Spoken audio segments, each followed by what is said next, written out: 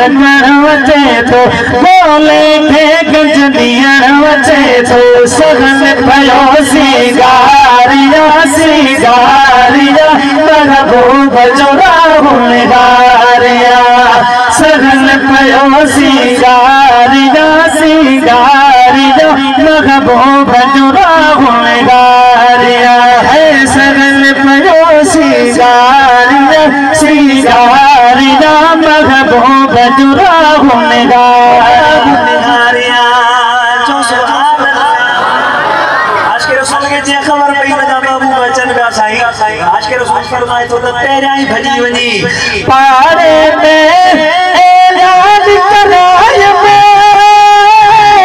प्यार सुठा मेहमान घुराया प्यार सुठा मेहमान घुराया प्यार सुठा मेहमान घुराया पारे में ऐलान कराय में सुठा मेहमान घुराया आप सुठा मेहमान घुराया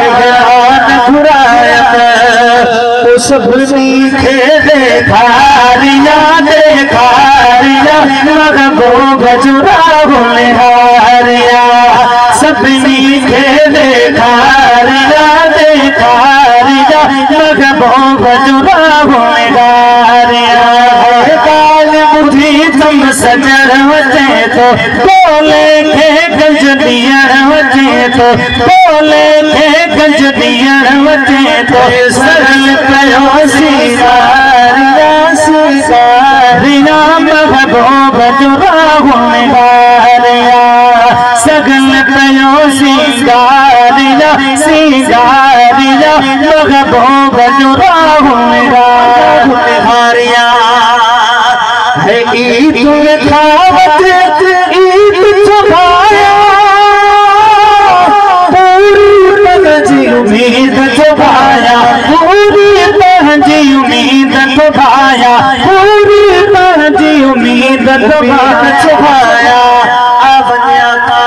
साडी महफिल विच में तेरे लखे एहसान मने सा देखो आदा देखते कर सा सजदे वो तेरे भज भज पैर चुमे सा जदता ने मरे दी सखियां में तेरा हुस्न जमाल लिखे सा जदा यार फरीद अनरवासी हमें सिर नजराना दे सही जो खावती तफाजा पूरी पंहिंजी उम्मीद तुभाया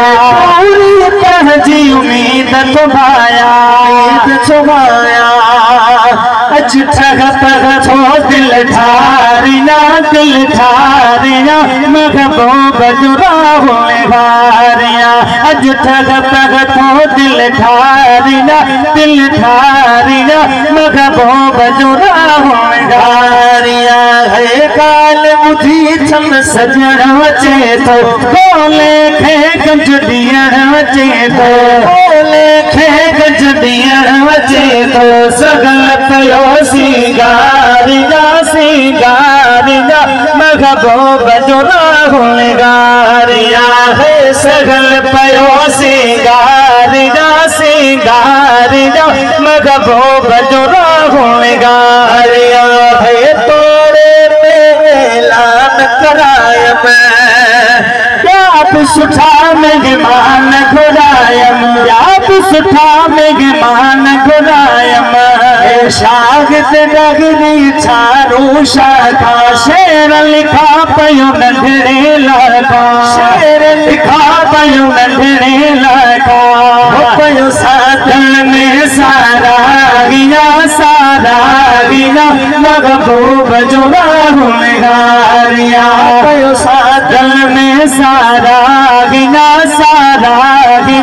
महबूब जो राहुल गारिया है काल बुद्धि चम सजण वचे तो बोले खे गंज ॾियण वचे तो बोले खे गंज ॾियण वचे तो सगन पयो सिंगारिया सिंगारिया महबूब जो राहुल हारिया